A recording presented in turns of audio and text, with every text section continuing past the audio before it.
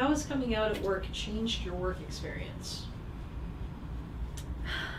Well, it's really allowed me to be myself and bring my full self every day. I don't have to hold back.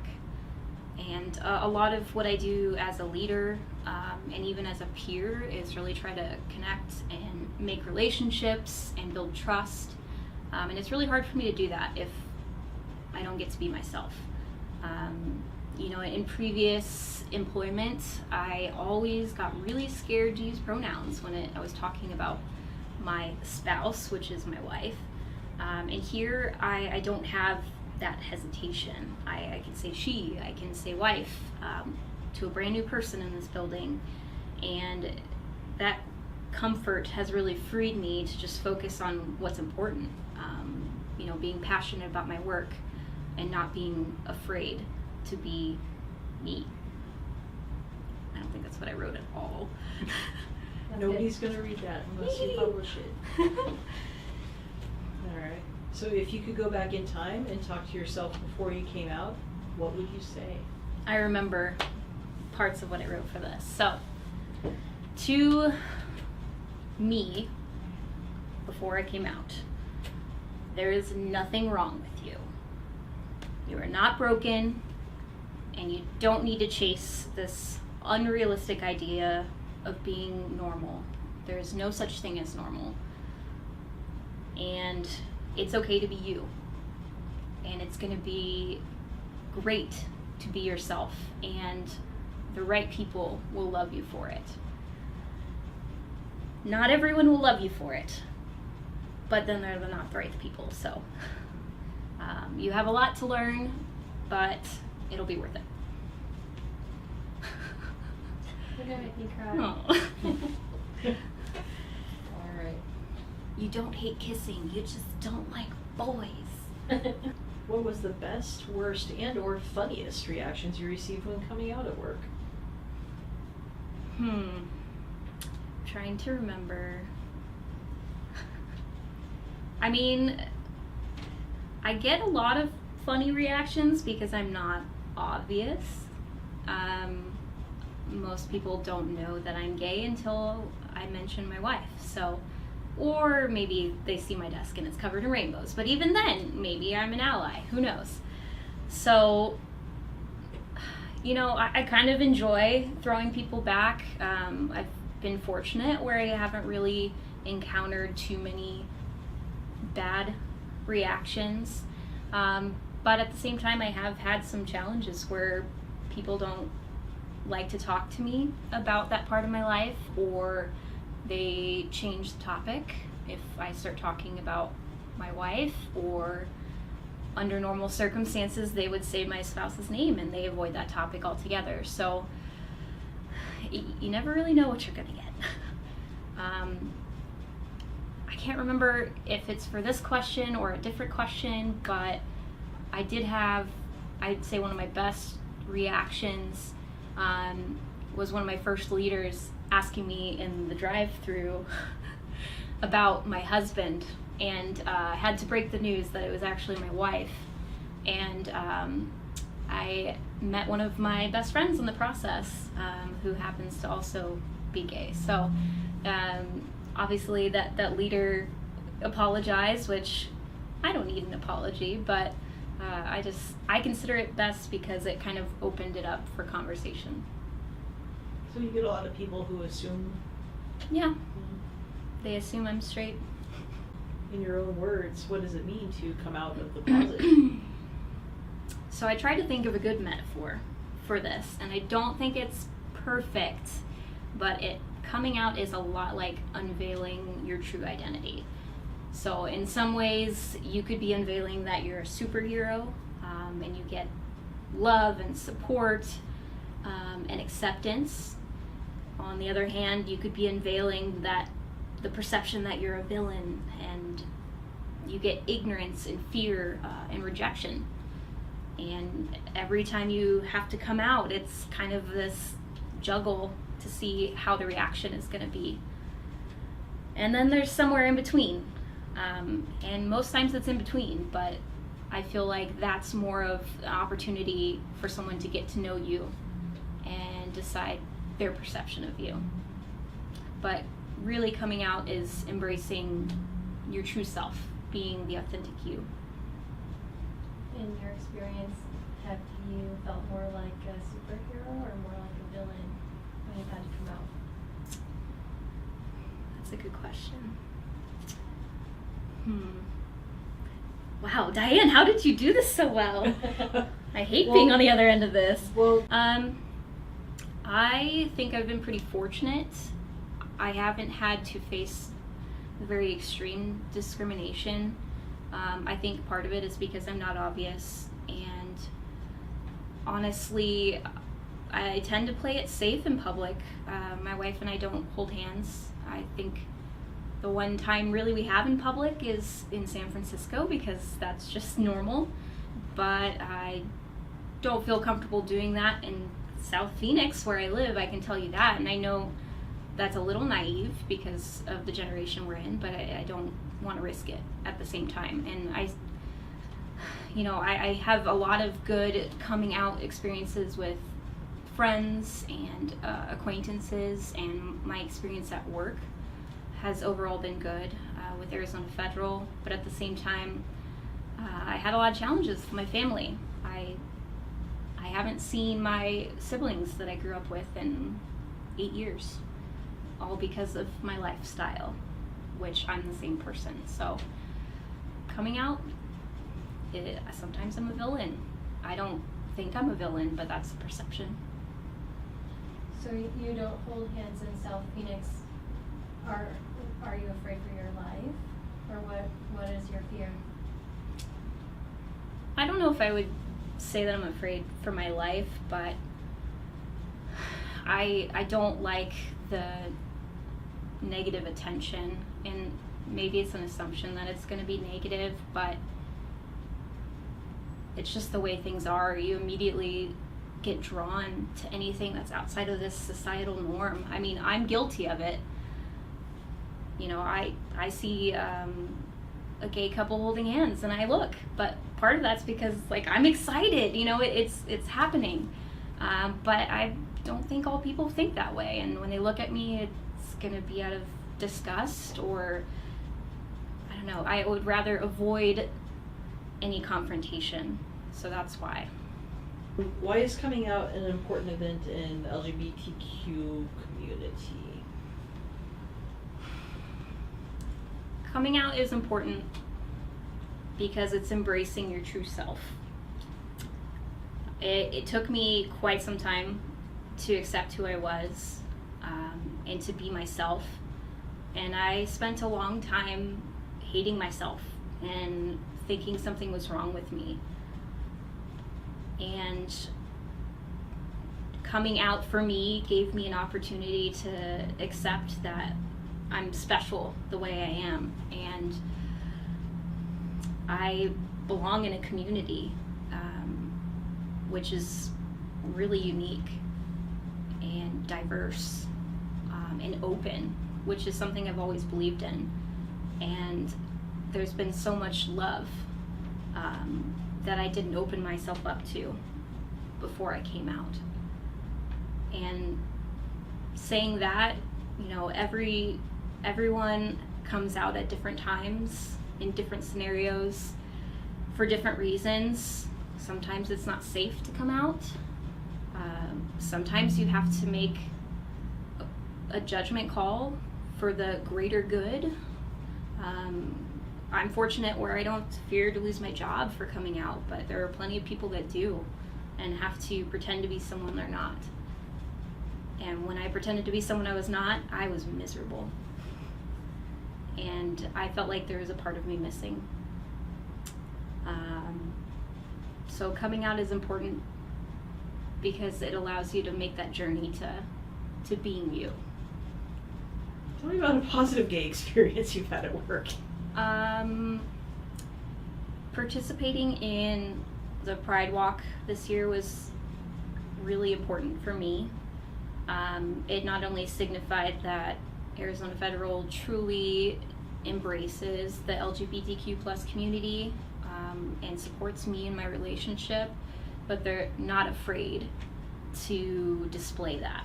A lot of businesses may support internally, but would fear being transparent because it might take away from their business. And I think a story that truly represented that for me was hearing Melissa Brown, our VP of Member Services, talking about how the flamboyant rainbow pride shirt is her favorite shirt because when she's in the branches, people notice them and realize what we support and what we're about. But more so, there was a time she received a complaint about the shirt, and she apologized to the member and said, I'm sorry, I'm wearing this shirt because this is what Arizona Federal stands for. We support diversity, love, and acceptance, regardless of your orientation, your identity, your expression. And the member asked to speak to whoever she reported to, and she said, sure, you can talk to the CEO. I just want to let you know he's wearing the same shirt today. So just that to me, we're lucky enough that we know Ron by name and he knows us by name, but to know that he supports us just means the world to me. And walking in that parade with my wife, and chanting "the power of us is all of us," it was very impactful. And even more so coming back and seeing all the people that wanted to buy shirts that weren't able to participate in the parade really signified how much support we had. And I didn't realize how large an ally support group we have, an organization, or I don't know, it's very momentous. Check. Good. All right. Tell me about a negative LGBTQ experience you've had at work. Probably, I don't know how to start this story. A negative experience I've had at Arizona Federal, one of my first positions in the credit union, I had come out to my leaders and talked about my wife, and just in general, they didn't like to acknowledge her in conversation. They would change the subject when I was talking about her. It was, I guess, unknown territory. So it was always awkward to talk about myself. And that was just kind of amplified when we had a branch gathering. I brought my wife, and she was excited because in a previous gathering that we had for a different branch I worked for, everyone loved her. They knew her by name. She would walk in the branch and everyone would crowd around her. But it was a very different experience at this branch gathering. In fact, everyone pretty much ignored her. No one acknowledged her, or she was standing right next to me, and they knew who she was. I've introduced them before. So ever since then, it's been really hard to convince her to come back to events because she's afraid of it happening again. I've been fortunate where those people have taken the time to get to know me and have conversations and get more comfortable. And now they acknowledge her, but that was definitely a tough time, having to almost hold back on talking about me. Tell her that we love her already, and so she needs to hang out with us. I know. So in your opinion, what one word describes the LGBTQ plus community best, and why? I had a really hard time trying to think of one word, and this is probably very obvious, but I chose colorful because I feel like it represents the diversity, because LGBTQ plus encompasses so many different orientations, identities, forms of expression, because it's just colorful. It's embracing the ability to be you, whatever that looks like. And I love that part of the community. Even if there isn't a word for it, we focus so much on labels, but the plus encompasses so much. Underlying is that, the love and the support of being you. Colorful. What is the best possible outcome for truly accepting the differences in others? From an organization standpoint, diversity is very important to me. I studied organizational leadership, which focused on leadership, but also on how organizations can be most effective. And a big portion of that is job satisfaction, and then also just hiring the right people, keeping the right people. And a good chunk of that is embracing diverse opinions, diverse perspectives, which leads to innovation, creativity. And one thing I love about Arizona Federal is how empowered we are to collaborate. I've spoken to a lot of people that come from different companies, and they're surprised by how much our departments work together to solve issues. Usually you're in your own world, and I feel like just that in itself encompasses how we feel about diversity for the community, LGBTQ+ as well.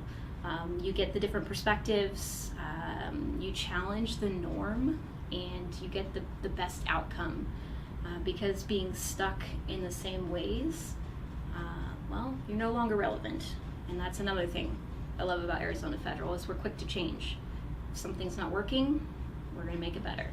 But to do so, we have to consider all options, and in order to do that, we need different opinions.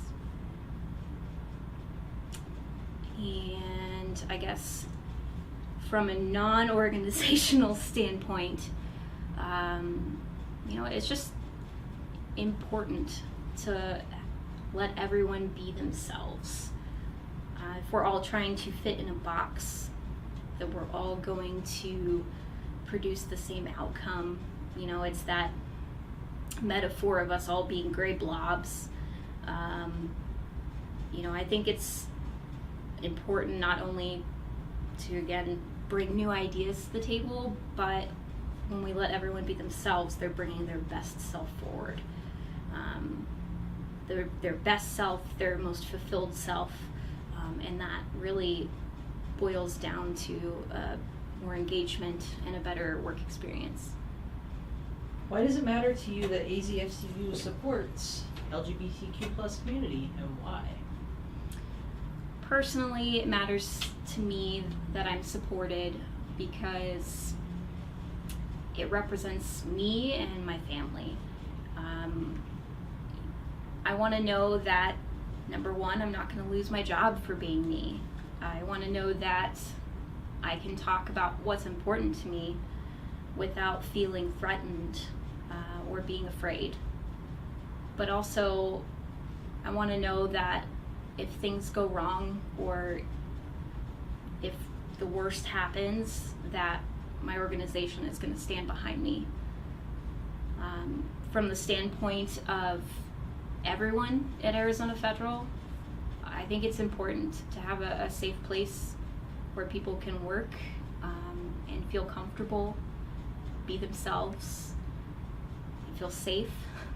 I mean, I know that seems silly, but safety is still very real. Because I would never wish upon anyone to have to hide themselves. And I'm very thankful to come to work each day and be me and get to talk about my wife. Probably talk about her too much, actually. Yeah. So, pay attention to me. Okay, Christine. Can you ask me the question again? No. What do you feel is a misleading generalization people make when talking about the LGBTQ+ community? One generalization that really bothers me is the idea that it's just a phase. Because, well, for several reasons. Number one, it's not up to someone to decide whether this orientation or identity or expression is going to be forever, or if you're going to try it out and decide differently, really none of their business, you know. It's about what makes you happy. And number 2, there is just so much more to LGBTQ plus than the idea of black and white. Whether you could be male or female, or gay or straight, feminine or masculine. It's a spectrum. There's both extremes, there's in between, there's this much one day, this much another day. And if we're stuck in the box of thinking we have to fit a label every single day, it's just tiring and it's not authentic.